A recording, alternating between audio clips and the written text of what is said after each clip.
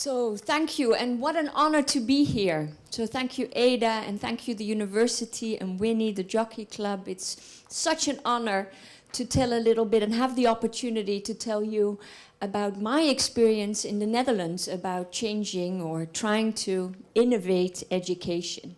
And perhaps let me start with this is something I found. It's a drawing, and this was actually made 100 years ago, and it was made by someone whose vision it was what the future of education would look like. And then when I looked at it, I thought, oh, but it's a bit scary. Because of course it looks very strange with, pre-computer time with all these children, and they would have this automatic way of learning. But then when I was looking at it closer, I thought, but it's actually quite similar to what the truth is. And that's scary when someone 100 years ago had a vision about the future of education, and it's actually quite close to reality.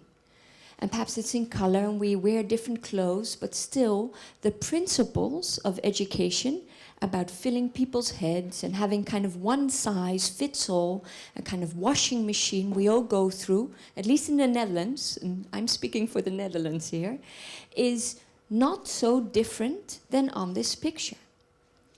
And so it seems that education is like, for me sometimes it's like a mammoth tanker.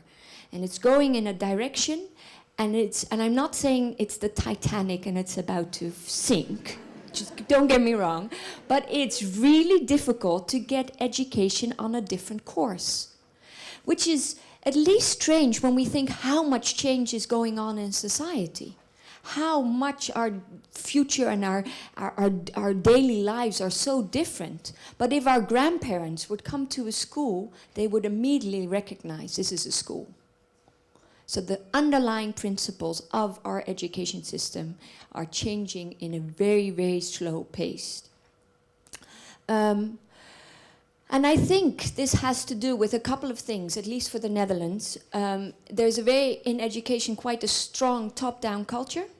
So all the changes that have been mostly governmental changes, big reform programs, very kind of, the government said a little bit similar to here, like we're going to stop streaming at the age of 14, we're going to make it into 12, we're going to change the building blocks, it's not going to take 6 years secondary education, but now only 5 years, so similar things to you. But in fact, a lot of these changes haven't been all very successful. It also seems that education system is often quite resistant to these changes. Perhaps better so, perhaps that's also a good thing. Another thing is that the whole education system, in a way, is built on distrust. At least in the Netherlands, we often, but it's also something how we treat our students. We don't just say, we think you're doing a good job. The initial tendency is we think you're not doing such a good job, and we're going to examine and test you if you are going to do a good job.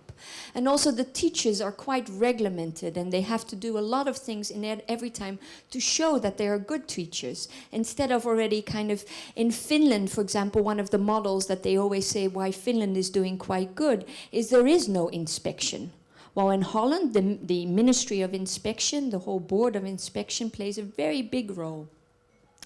Another thing is we have very strict division of roles, so you have teachers and you have managers and principals, and teachers teach and principals manage, and the directors, the board governs, and we don't switch these roles.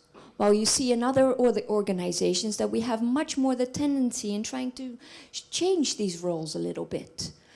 Another thing is that often, and people who are teachers also know this often, it's quite a lonely profession.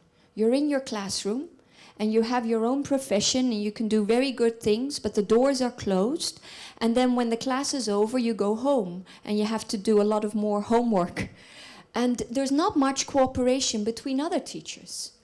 And this is also always has fascinated me, because I came from the business university, and at the business university there was always a lot of talk about the learning organization and how important it is for organizations to innovate and change. But schools, which actually the product of a school is learning, are in general, and I'm being of course a bit I'm making generalizations, but schools are not the ultimate learning organizations. As an organization, there's not all that much learning going on. And education is quite inward-looking. So we talk, people that think about education often have to be educators themselves. For me, I came out of the education force into the education, and the only thing I could always say was, like, at least my parents are educators, and this gives me a little bit of legitimacy, but not really. But it's always difficult to talk about education when you're not from the education field itself. So I think there's one thing that, for me at least, has been very fundamental in thinking about change and innovation, is that if we really want that, we need a much more kind of internal approach. We need a bottom-up approach, a kind of social innovation approach, and not a very top-down, structured approach where you say, from the top, this is going to be the big innovation. So George is changing the system from the inside, and perhaps this is one thing that we all need to remember, that if we want that, we need to accept that we here are the Georges, and we here need to take first steps.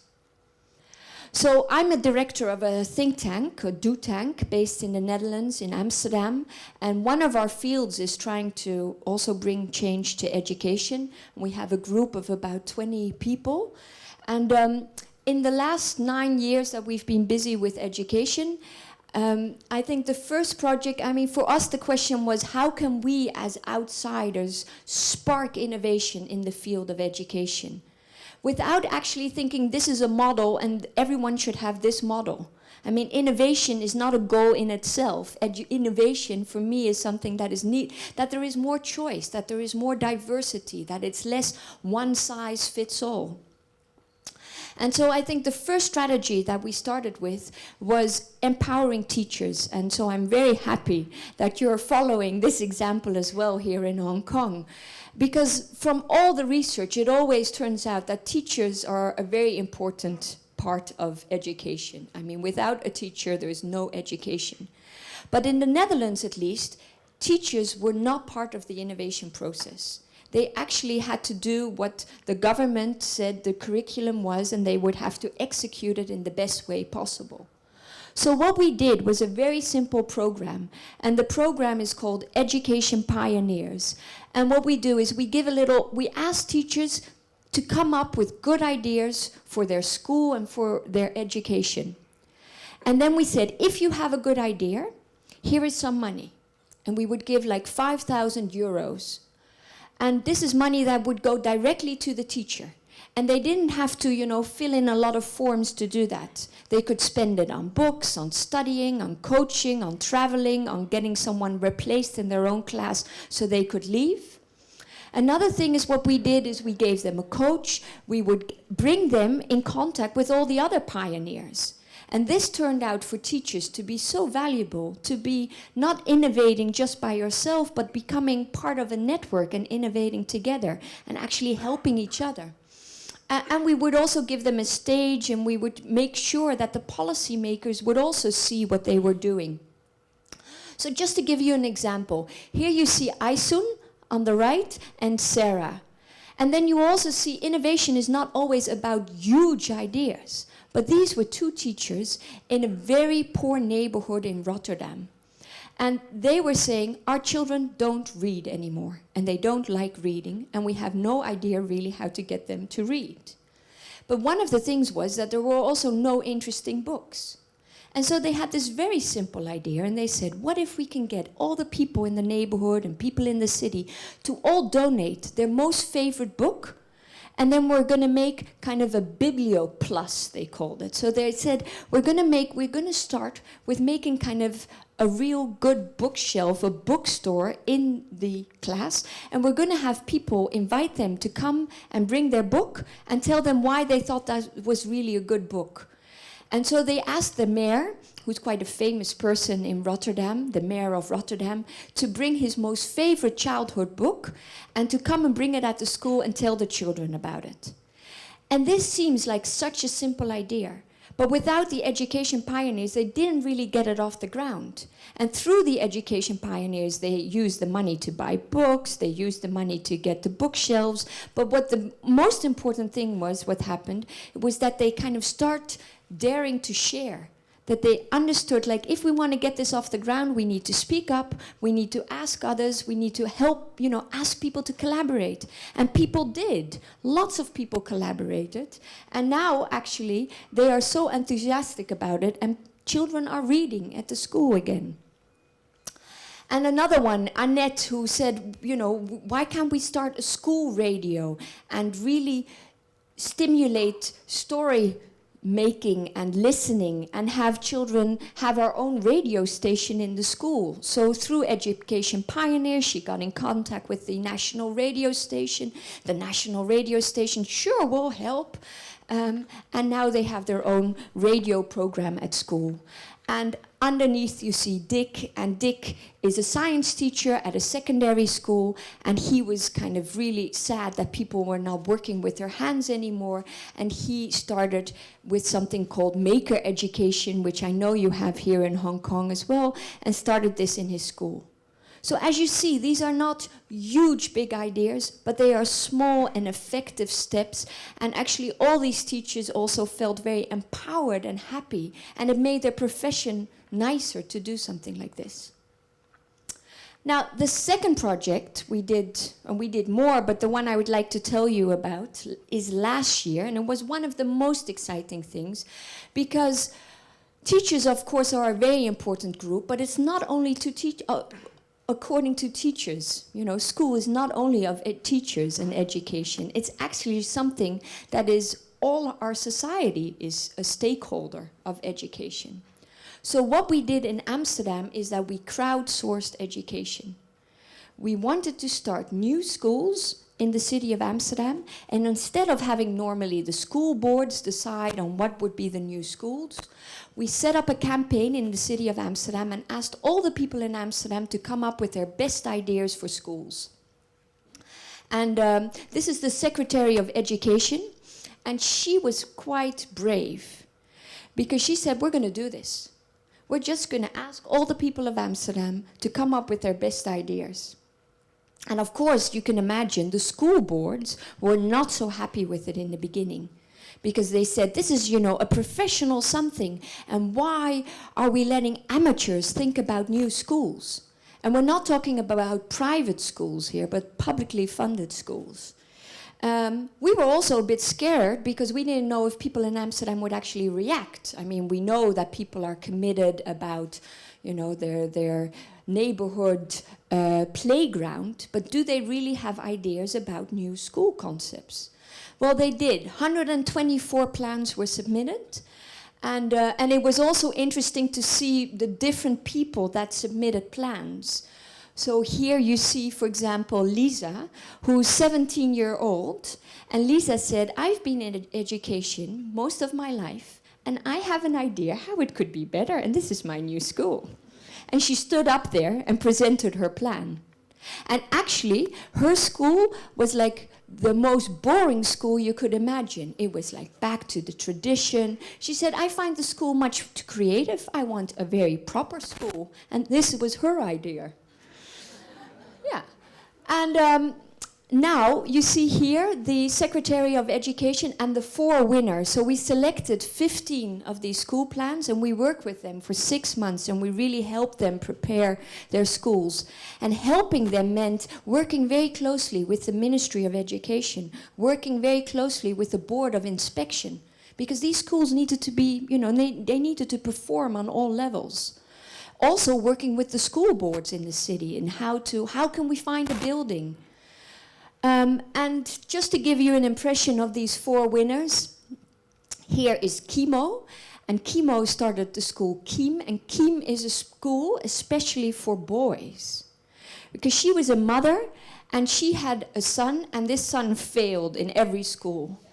And she said, it's because he's too wild of a boy, and all these schools are very tailored to kind of proper girls, but we need a boys' school. And for 10 years, she'd been walking around with this plan without any success. And through this program now, this school is now being set up. And at this school, you can do your exam standing up.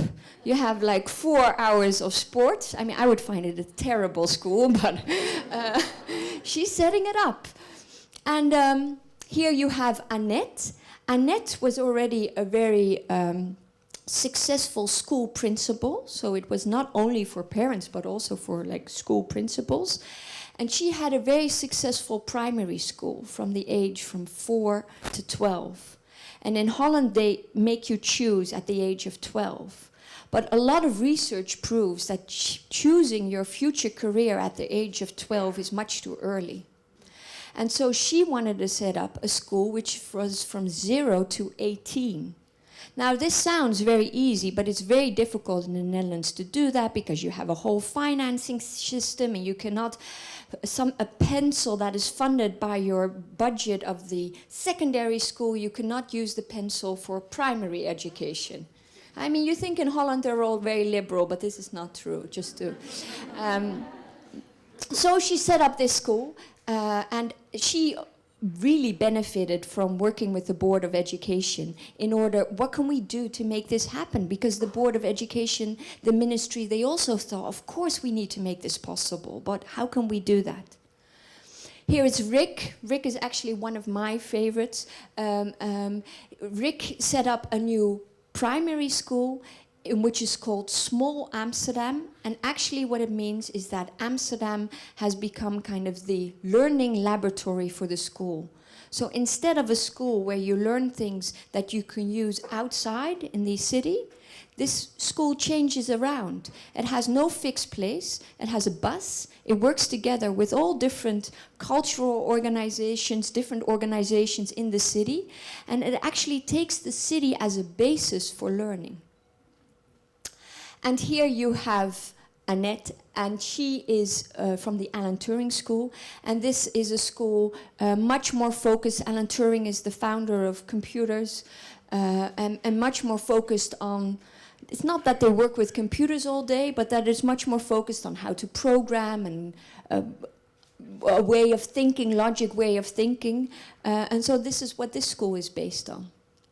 And I think so when we talk about innovation, it should be very clear that it's not, this is the new model, but that, I liked your title, that we need something to choose, and that we need more paths and more directions and more models for children to develop and grow, and that this is also something that we as a society need.